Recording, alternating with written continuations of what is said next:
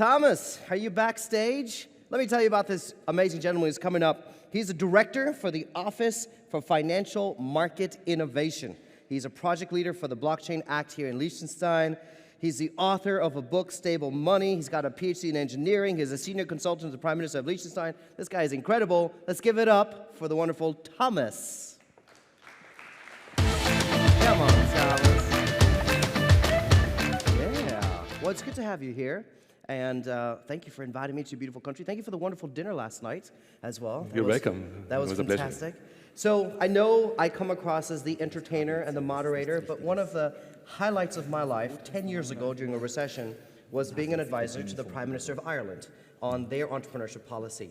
And we both do work in small countries and small governments. What is one of the joys, one of the unique aspects of being a senior consultant to the Prime Minister of Liechtenstein? Yes, it's a good question.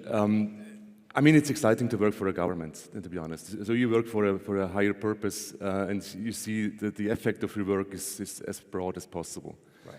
So, and this is the nice thing to work for a government. It's relevant what you do. You can change something.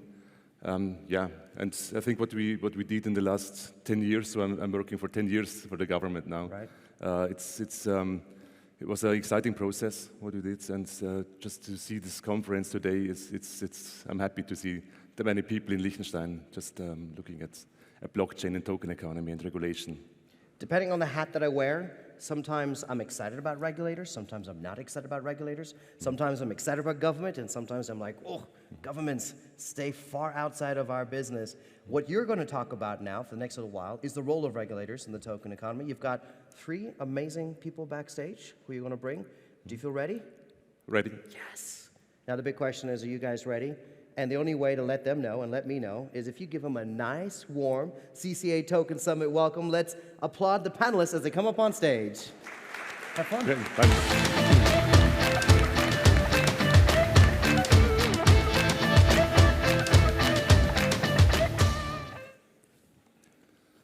So that's the backup mic.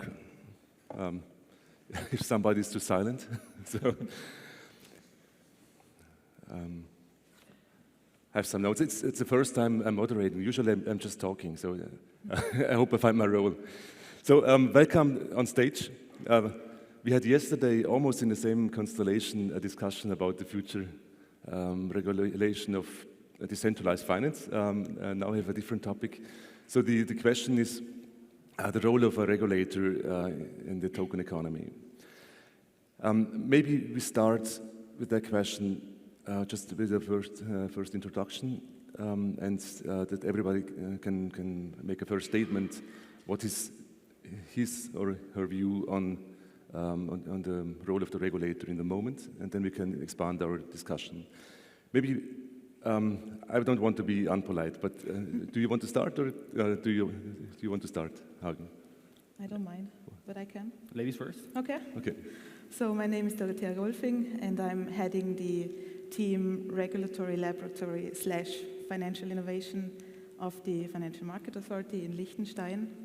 And I have to say that the Blockchain Act and also the token economy in Liechtenstein has sent us as a supervisor on a journey as well. We needed to go into deeper conversation with the market on an eye-to-eye level, and not merely be a supervisor anymore. And we needed also to be willing to learn from the market and build our know-how base from the market. I can remember back in, I think, 2017, when Eternity first came to us and had to explain blockchain to us. I think we had meetings weeks and weeks on where they explained in detail what they plan to do. Yeah, that's something new for us as well. Yeah, that was an exciting moment. So it shows how it's important it is to see a concrete example and to learn from the concrete example. So the dialogue for us in Liechtenstein with the companies and the projects is very important. So yes, dialogue and being open from both sides, not just us, but also the market for our point of view, because we still have to follow the laws. Yeah. Thank you. Peter, do you want to continue? Yeah, I can continue. Hi, I'm Peter. I'm actually a techie who ended up talking to regulators and reading more laws these days than source code from my gut feeling.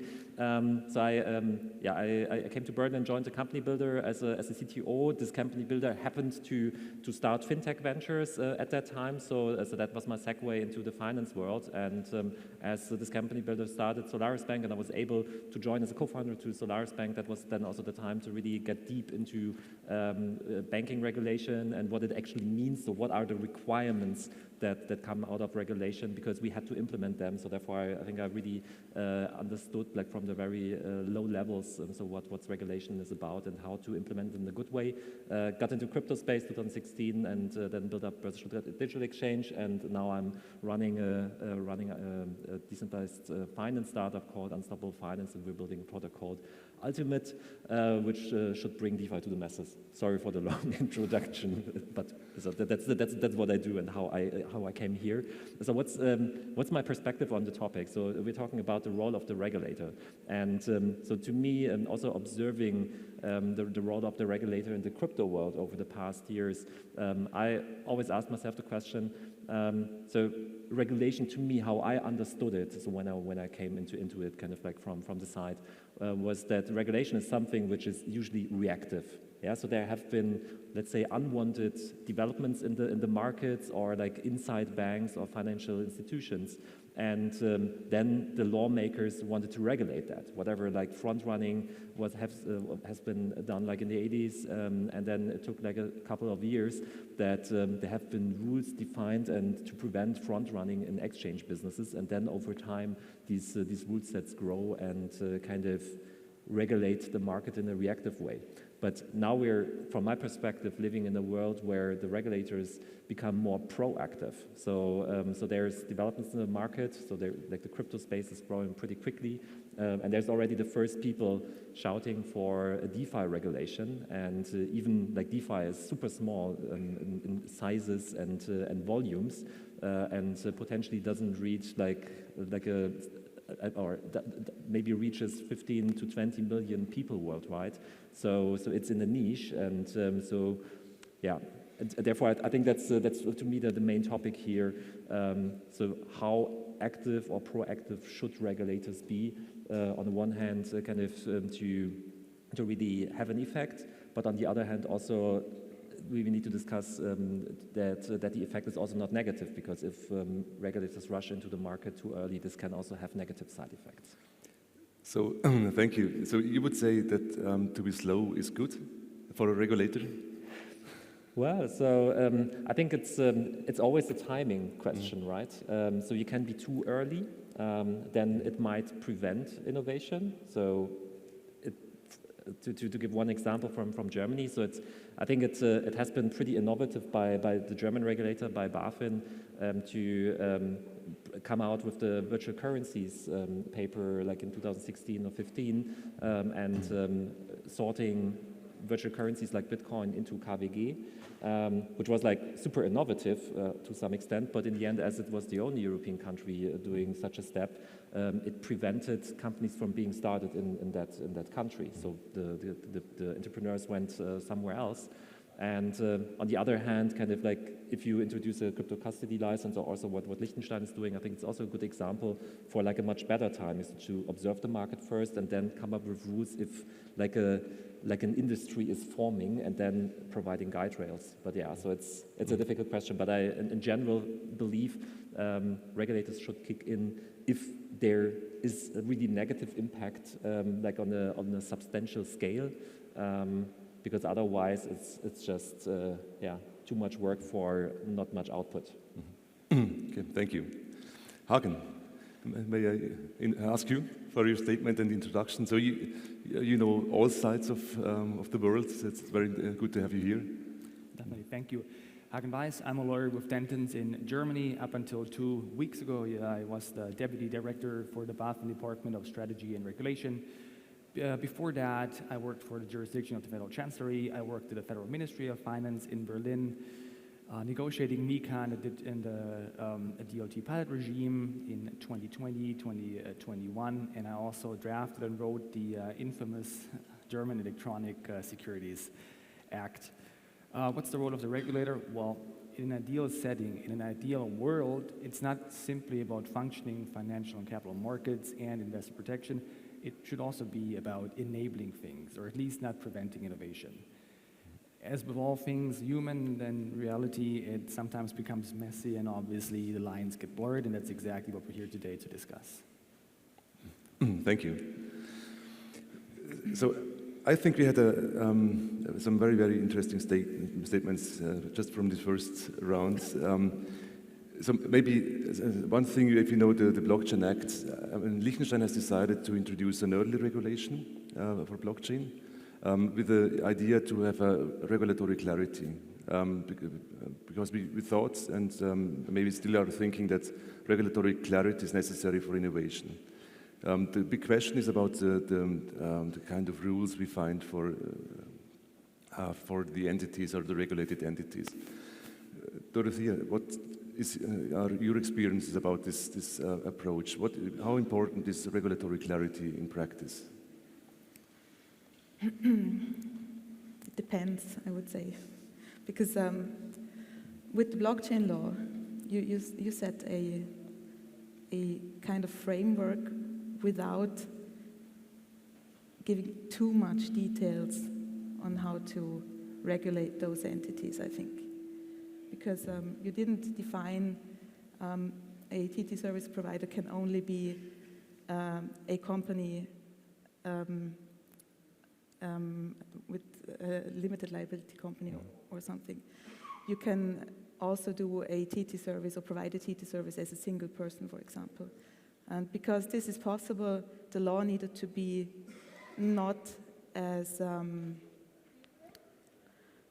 strict with organizational rules, etc. So we, the supervisor, we have a lot of room to interpret the law and interpret what is right for a service provider and what he needs. And this is, on one hand, good, but on one hand, also hard for us in practice then. Yes. Yeah. And I also wanted to say, you said we had a relatively early regulation with the Blockchain Act, but I also wanted to say that what you said, that BaFIN maybe hastily classified cryptocurrencies. We actively decided against that, if I remember correctly, back in 2015, and we had more the wait-and-see approach and see what risks emerge, and then how we could regulate with that. So we try to be not too proactive in regulation, but as a supervisor, I think we try to be proactive in allowing certain things. Okay, thank you. Okay. Do you want to continue? Yeah, that's an interesting aspect, kind of like being proactive in allowing things. Yes. So I think that maybe this is a core statement for here, also like for the role of the regulator, because usually I think the market participants have exactly the opposite feeling, kind of, so that it's always about forbidding things, and maybe if you're unsure. It's better to proactively allow things and then see what happens. Yeah. And then kind of like be reactive, and in the end you stay close to the industry if you're already in the conversation, and then you can figure out what's going to happen. Regarding the question on the regulatory clarity, I think this is super important to be very clear on the rule sets, because otherwise it's very difficult to supervise. But it's also very difficult to be an entrepreneur, because you have this legal uncertainty if you can run your business or not. And kind of like maybe to make a comparison, like in the supervision, it's much more easy for a teacher to correct a math exam compared to whatever like a German or a history exam. So because there's way less room for interpretation in there, and in the end, I think we need to be very clear on kind of what's allowed and what's forbidden, because then entrepreneurs can really act within this space and come up with innovative solution. Otherwise, it's killing innovation. Mm-hmm. Hagen, do you want to continue? Thank you. Just to add to that, I mean, regulatory clarity, that's an excellent point because it's actually of the utmost importance. It simply delineates the framework. It sets the tone. It tells people that preferably don't even need a lawyer, look, this is what you can do, and this is technically what's regulated, and the other stuff that's not. However, it's also a double-edged sword because at the end of the day, if it's too clear, regulatory clarity can also be the dream killer for your own business ventures. If it's too clear, and Peter, you mentioned that with the BaFIN guidance in terms of virtual currencies, Bitcoin as a financial instrument, for instance, under the German Banking Act, that killed a lot of business. And me being a former regulator, I have the luxury of speaking a bit more freely now. So and you concurred. It killed a lot of business. On the other hand, it opens up possibilities. If you get the right team, including lawyers that know their way around, they can actually get into talks with the regulator and explain to the regulator, look, here's exactly the reason why this doesn't fit your bill and why this should be allowed. I totally agree with you. Mic test? I think it's now it's working. So I totally agree with you with what you said. I think for the lawyers, for the supervisors, etc., a really clear framework is good for daily business, but it kind of kills innovation and also the dialogue that is needed. But in the end. Yeah, so it's true, and it's if you have the right people on board, you can also build up a regulated company. And it's there are examples also in Germany where this has been done, but in the end, kind of the cost structure of such a company is way higher than compared to back in the days building the same company in Austria, for example. So it's yeah, I think there's always ways, but in the end, economy always tries to find the easiest way, the cheapest way, and the most scalable way, and therefore, I think so. If regulators are more proactive, I think that's totally fine. If we find a way, kind of to give guide rails and give enough possibilities and opportunities to really expand the business and really try things out and. Yes, because without trying things out and breaking things, I think we don't develop an economy further. So if we would have stopped whatever building ships after Titanic hit an iceberg, where would we have been ended up, right? So it's things happen. The ships in the northern Atlantic changed their routes now so that they don't hit icebergs anymore. So I think there's I think the truth is somewhere in the middle, but yeah. So I think from the perspective and also all the discussions we have right now, so kind of especially when now the conversation start about regulating DeFi, to my gut feel, I think it's good to start the conversations, but put up rules, let's say, in the next 1.5 years, sounds to me a little bit too early because there's so much innovation potential in all that, so we can create a completely different financial service infrastructure and financial service system, potentially a much better one. But yeah, so if we regulate that too early, so we might see the effects of that in other jurisdictions than ours. I think the critical point with DeFi is if DeFi is now possible to develop within our regulatory framework. Maybe, Doro, what do you think? Is DeFi, is it clear if it falls under financial market regulation or not in the moment? And what happens with MiCA? I think we discussed it also yesterday. Mm-hmm. DeFi is not always DeFi. If it's truly decentralized and there's no person behind it that it's grabbable for us or for law enforcement, I think then it can exist outside of the financial market regulation. But if not, then of course you need to follow the law. Okay, and how much time does it take on average for you to find out if it's really DeFi? Okay, that was an unfair question. So, but is it easy to find out if it's really DeFi or is it not?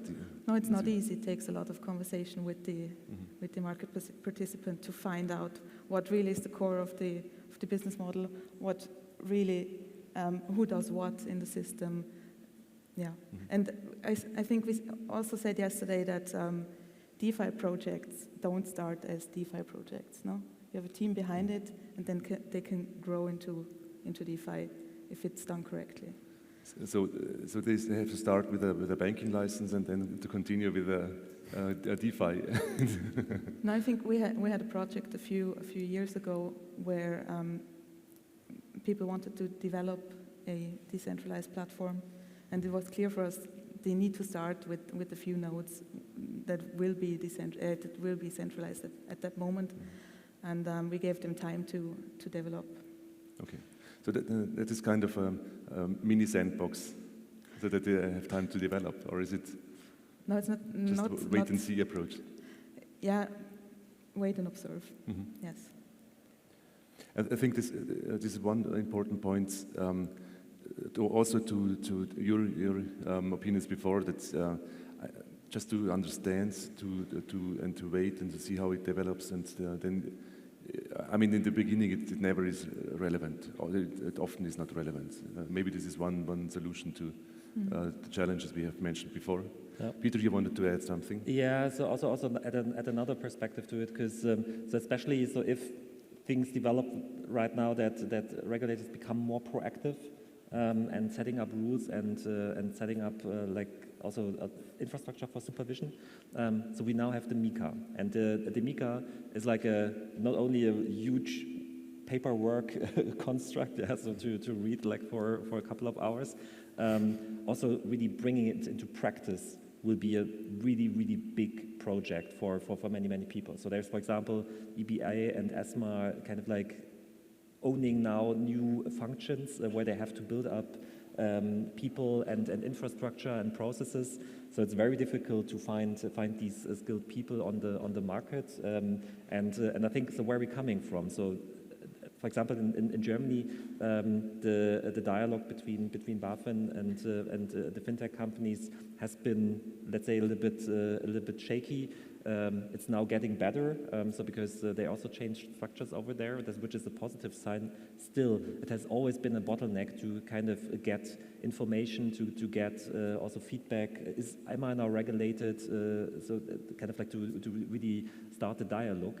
And I think if we want to create a really, really big crypto industry in Europe, there are new bottlenecks now coming up, so with EBI and ESMA, and that's what I'm a little bit afraid of, because so MiCA should kick in the next 1.5 years. I think that's pretty unrealistic that there will be substantial processes at that time. So because this needs to be built up, and in the end, so I would, and now switching to the perspective of an entrepreneur in that space. So my expectation would be that if such a rule book is being introduced, that there is like enough capacity also to handle it, so to not get in my way because of like slow response times and so on. And I think if we now introduce the next thing, kind of, for example, for DeFi, I see issues that we even need even more capacities with like even a much more detailed skill set. So there's 50 million users of DeFi. How many experts, whatever EBA or ESMA can win to work for them to kind of supervise stuff? It's like, so we have to be realistic when coming up with something, because otherwise this can slow down our economy. Mm-hmm. So maybe this is one learning of the last years for all countries that handled fintech and blockchain projects, is that the direct dialogue is important to learn from practice and to interact with the companies. Hagen, how do you see the ability of a centralized authority like EBA to interact directly with companies and to learn and to understand? Or is it better in a decentralized way, as Joachim Schwerin has mentioned this morning in his speech, so that every country has an own way and to find out how to do? Well, that's a super interesting question. The thing is, MiCA, for instance, is basically, even though some people don't like that or will not like that, it's a mini MiFID result. So you have a really comprehensive statute that you have to enact, and as a result that you have to supervise. You have to supervise a new market right now. I think your mic is too... Is that better right now? Yeah. Okay. So the thing is, having a centralized authority supervising a quote-unquote decentralized market will come with another set of issues. You can rest assured, I know that structures are being built right now, personnel is trying to be recruited, so there's definitely things going on. At the end of the day, though, it's not about preventing things, or it shouldn't be about preventing things, it's a mindset question. It's not about simply trying to talk to the regulator also should be willing to learn. You could just pick up the phone technically and call BaFIN or call other regulators, but that would probably create some kind of deer in the headlights situation, because you don't probably know, those two entities don't know how they should probably talk to each other. So that's why you need to have structures, you need to have a different mindset. And I might sound like a management consultant here, but it's actually, at the end of the day, all about mindset. And that's exactly what you said, Peter. Like, we need to cooperate, and we need to basically understand each other's structures. Okay, thank you. So we need another half an hour. I think we're not finished with our topic. Is it okay? No. No, it's not okay. So we have to finish, unfortunately. But we didn't touch the topic of the real-world applications of blockchain. So up to now, we have seen a lot of applications in the financial market, and it is more or less clear that applications, investing in crypto, in digital assets is part of the financial market. What happens if now new applications of tokens, just the tokenization of a handbag is coming up? Are we ready in Europe for such kind of questions to handle that, also from a regulatory perspective? Or what is the role, or how can we develop the regulator to be able to foster this kind of innovation? Maybe who wants? We have 30 seconds, so everybody a short statement. Really quick, cooperation is key here. I've seen hundreds of cases back in the days of my, as regulator, my role as regulators. I've seen cases that were so clearly not regulated by financial law, and the key here is to really make a compelling argument, and if you have the right people doing that, then you're fine, trust me. I would say yes as default, then start the dialogue, observe, and then come up with the rules. And since we have 2 seconds left, I agree with what both of you said. Perfect. So we are on time. Thank you very much. That was very interesting. I hope you enjoyed the conversation. And so we give a big applause for our speakers.